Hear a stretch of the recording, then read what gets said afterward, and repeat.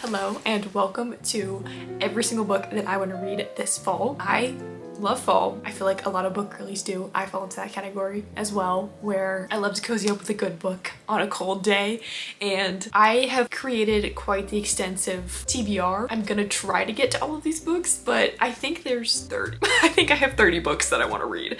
I feel like that's a really ambitious TBR to have, but I love fall so much and I love fall reading so much. I feel like it's the perfect time for fantasy books. I feel like it's the perfect time for dark academia books. Those are some of my favorite. Anyways, I have a full list of books. I'm obviously gonna go through them right now. They're not really in any particular order. I do have some physically, some are on Kindle Unlimited, and then I also have some new releases that are coming up, but I'll have all the information up on the screen while I'm talking about them so you can keep up because I have so many books to go through. The first book I have is Blood Over Brighthaven by M.L. Wong, which is the author of The Sword of Kaigen, which I feel like I've heard so many people talk about, but I personally have never read. But this is a dark academia book. So our main female character has been working all her life to study magic and to get into this specific prestigious school for magic. And when she finally gets in, the other students are not happy that she's attending, and I'm assuming there's a lot of bullying. But while at this school, she uncovers an ancient conspiracy that's connected to this dying world. I guess we're just following the story of that. I think I've heard good things about this. I'm not really sure, but I feel like because people love it, another book by this author, I'm like really excited to get into this one. The next book I have is The Will of the Many by James Islington. I, first of all, did not realize how thick this book is. Like, this is a chunky book. But this is also, I think, dark academia. It's set in a school setting. This book also involves a main character going to a prestigious school, but it says that the main character has actually been sent to this academy to solve a murder. But obviously, like, to solve the murder, he has to solve a murder and also get through the challenges of going to this school. I don't know why I want to say this, but I feel like the description parts of it are kind of reminding me of Red Rising, especially this part that says, saying like, if he can't solve the murder, the people that control him, who know his real name, will no longer have any use for him. That kind of reminds me of Red Rising a little bit. And I think that this is supposed to, it's like inspired by Roman civilization, I think. I'm pretty sure that's right. Yeah, I'm really excited to get to this one, even though I clearly don't know that much about it. The next book is Thirst by Mariana. I have no idea how to say her last name, so sorry. But it's set in the 19th century, and this vampire finds herself on the coast of Buenos Aires again, I think for the second time in her life, and it follows her life and her watching the city go from being small little villages into an actual, like, fully functioning city, and it kind of just follows her life as a vampire trying to blend in with humans, which I think is really interesting. So I kind of feel like this is more like a literary fiction, but the main character is a vampire, which I think is very interesting. The next book I want to get to is Interview with the Vampire by Anne Rice. I feel like I've heard a lot about this from like people that are older than me, like middle-aged people, because I think it was more popular like when it came out. It's not obviously a recent publication, but it follows a vampire telling his whole entire life story to this interviewer, kind of as the name suggests. The vampire at some point lost his brother, and that grief has driven him to want to kill everyone and everything, I think. The next book that I want to read is The Devils by Joe Abercrombie. So this is set in like an alternate universe Europe situation. In that setting, elves are, I think, more powerful than humans and constantly invade humans' lands and lives, and like the elves eat humans. So the main character is Brother Diaz, and he's leading a group of monsters, which I guess consists of murderers, mages, and other unsavory characters, and their job is to escort this farmer who's actually the rightful heir of the kingdom they live in. I actually was able to get this from my library, which I'm really excited about because I think this came out this year. And the reason I had put this on my list is because I went to a Barnes & Noble. I don't know, I was traveling. It was not my local Barnes & Noble, but they had a table talking about the movie Sinners, which I have not seen, but basically it was like, if you liked Sinners, read these books, and this was on there. So I thought that was interesting. I'm very drawn to the movie Sinners, even though I haven't seen it. I also just am really bad at watching movies. Like, I'm not a movie person, so I feel like picking up a book that is similar vibes to the movie is more up my alley than watching the actual movie. The next book is A Dowry of Blood by S.T. Gibson, and this follows Dracula's first wife. Essentially, she was dying and Dracula saved her, so then they got married. And so it follows their marriage and I guess the wife realizing how terrible Dracula is and the terrible things that he does to people. I'm very intrigued by this. I haven't even read Dracula, the original book, so this should be interesting. Obviously, I know the story of Dracula though, so I'm interested to see it from like a woman's perspective.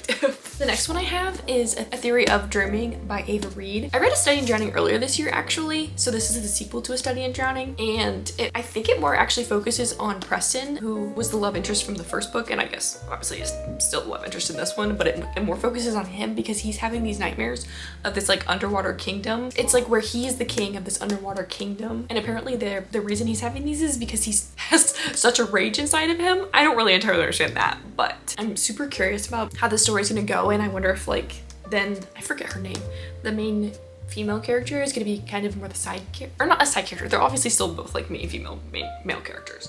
But I'm curious to read a book from his perspective, and also I love Ava Reed's writing. It's so gorgeous. The worlds that she builds are so insane because they have so much culture in them that they feel extremely real to me, and I really like her incorporation of like mythology into her books because I feel like I'm learning, even though obviously it's not real. The next one I want to read is Enchantra by Kaylee Smith. So that's the sequel to Phantasma, which I read last fall. I feel like these are perfect like Halloween romance reads, even though this one, Enchantra, takes place in Italy. So I hope it's not too summery, but at the same time, it's the same concept as Phantasma, where it's like wicked games, evil games, but apparently this one has fake dating in it. So I'm assuming the man that she meets, for some reason they have to fake date for things to work out, which honestly doesn't make sense, but I love fake dating, so I don't care. The next book I want to read is A Witch's Guide to Magical Innkeeping by Sangu Mandana. I read The Very Secret Society of Irregular Witches last fall as well. I don't know why, but I went into that book with such low expectations, and I was floored. That book is so good. It's so cute, so sweet, so charming. So I'm super excited to read this book where it follows the main character who basically brings her aunt back from the dead because she's like her only remaining family member. But because she did that, she lost all of her magic, and so she's working to find a spell to restore her power back to full force. So basically she's like trying to get her life back on track, and I think that the main male character, the love interest, is a historian or something. I'm not sure how he ties into the book. Her books are so cute, and I cannot wait for that book. The next one is a new release, and that's Mate by Ali Hazelwood, which is the sequel to Bride. I'm so freaking excited for that book because Bride was amazing. I also read that. I think it came out last year. I read it last year. I love Ali Hazelwood so much. Like I literally will read anything she writes. I'm really excited for this one because it's the sequel to Bride. We get a different perspective. Misery is the main female character in Bride, and so her best friend is the main character of Mate. She's like the first human werewolf hybrid person. Werewolves, vampires, and humans none of them get along, and so since she's a combination of a human and a werewolf, I feel like there's gonna be a lot of like identity finding because obviously she can't belong to just one group specifically. From this blurb that says, with her enemies closing in on her, she only has one option left if he'll have her. I wonder if it's like marriage of convenience or like fake dating or something like that. Yeah, I'm just super excited about that because I love Ali Hazelwood so much. The next one is also a new release. It's called Soul Searching by Layla Sage. So she wrote the entire Rebel Blue Ranch series, which is all cowboy romance, but this is a little bit of a different direction for her. She's doing a paranormal western romance, I think. So the blurb that I have written down for it is a small town upholsterer in need of a fresh start and a photographer whose life has come to a screeching halt, and the supernatural forces that bring them together. I don't have much more than that. Also, the cover is stunning. I also just think Layla Sage is a great writer, so I'm super excited to see what she does with that. The next one on my list is Such Sharp Teeth by Rachel Harrison. So our main character is returning home because her sister is pregnant and she wants to help out, while her sister is going through this, and she's attacked and bitten by a mysterious beast, which triggers her to have increased strength, heightened senses, and an aversion to silver. So basically she turns into a werewolf. So I think it's just really just following the main character turning into a werewolf and how she deals with that and adjusting to werewolf life versus obviously being a human, which I'm super excited about. The next one is The Incandescent by Emily Tesh, which I think this is also another dark academia because the main character is the director of magic at this school, one of the most powerful magic schools in England actually. And I think that this one, at least from the description, doesn't say like a main kind of conflict that's happening. I think it's really just following her life in charge of this magical school and everything that happens and goes on within it. So I'm super excited about that. The next one is The Shadow of the Gods by John Gwynne. The world that the book is set in is where the gods of this world had a massive war and basically destroyed the entire, it destroyed a lot of things, including themselves. And so there's shattered remnants of their powers that were left behind. And then there's three characters that this book follows, which is a huntress, a noblewoman turned mercenary, and then, what's a thrall? I don't know what a thrall is, but apparently that's one of the characters. Become entangled in the unfolding conflict and the struggle for freedom as the shadow of the gods loom large. These three characters going on their individual, I feel like, journeys changes the course of the entire world. So I'm not sure if their storylines overlap or if it's all separate journeys basically, but it sounds really interesting and I'm really excited to get to it though. The next one is A Dance Macabre. Macabre. I feel like that's not true. Okay, A Dance Macabre.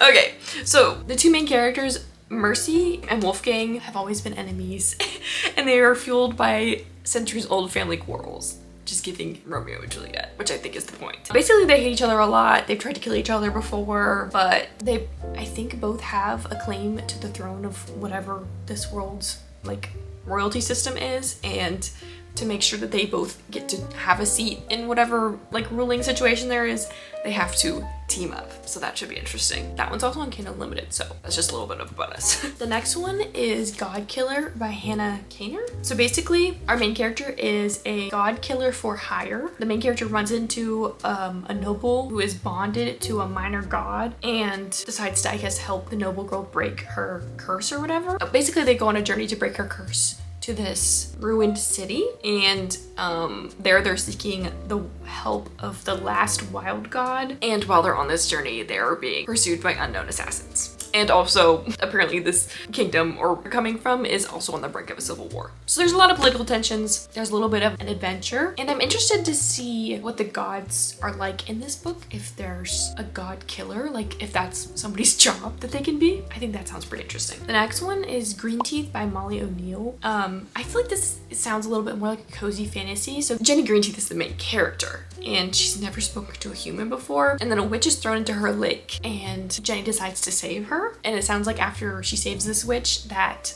the town that she lives in turns against her, and it could be related to the fact that they got a new pastor and he seems very shady and sketchy, which sounds very up my alley. I do love that. So I'm super excited about that one, even though it sounds more like a cozy book rather than like high stakes fantasy. The next book I have on my list is The Witchstone by Henry H. Neff. So basically it's the main character is a 800-year-old demon named Laszlo, and he's forced to team up. Oh, hi girl. And for some reason, he's forced to team up with a 19-year-old girl to break a family curse in like the span of 6 days. I'm really excited about that though, because I do love when it's like unexpected pairing that has to team up basically. Like, I mean, in this instance, obviously it's like an 800-year-old demon and a 19-year-old girl, but like a lot of times in other books, it'll be like an old man and like from Up basically, like the old man and like the little Boy Scout.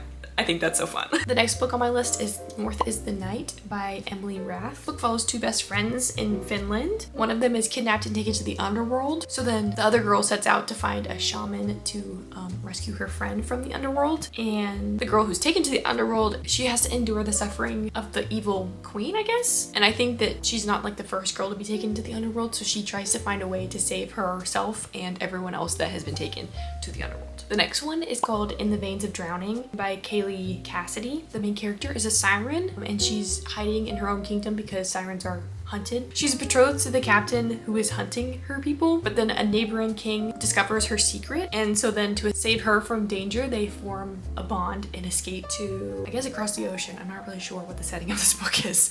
The next book is called Terror at the Gates by Scarlett St. Clair. So the main character is Lilith, and she finds refuge in a district of Eden that is devoted to sin. And she uses her magic to steal for a living and therefore attracts the attention of the church. The church and these like 5 powerful families in the city or the district of the city or whatever. And that ensues conflict because they expect women to be pious and silent.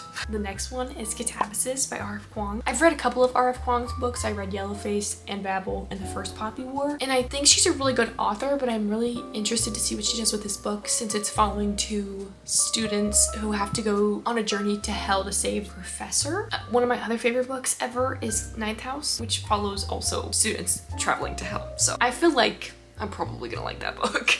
Okay, the next book is The Everlasting by Alex E. Harrow. So the main character is a failed soldier and a struggling scholar, and he becomes obsessed with this like mythology folklore tale about somebody named Una Everlasting. In the blurb it says her story takes him to war, to the archives, and then into the past itself. Una and Owen are tangled together in time, bound to retell the same story over and over again, no matter what it costs. So I think it's more like a Groundhog Day thing where it's like the same thing keeps happening, and also time traveling because he goes to the past. I don't know.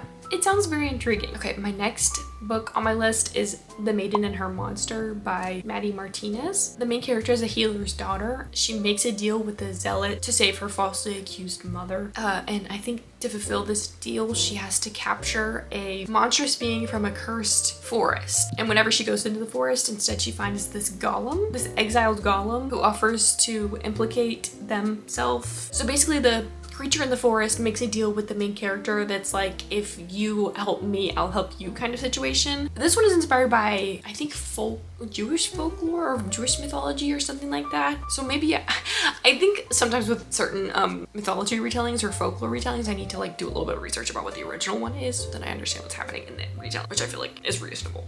But that one sounds really interesting. Okay, the next one I'm actually really excited about. It's called The Princess Knight. The blurb describes it as a princess desperate to win the prince who broke her heart follows him to his kingdom's prestigious military academy, and in doing so she falls in love, saves the realm, and it continues to look fabulous. So basically, I don't know if the authors said this themselves or not, but I think it's like kind of like a fantasy Legally Blonde, which that sounds amazing. I'm so excited for that. So those are all the books that I want to read this fall. If there's any that you're excited about that I didn't mention, please let me know in the comments. I know my TBR is long, but I'm willing to add to it. And thank you for watching. Hopefully I will see you next week, and bye.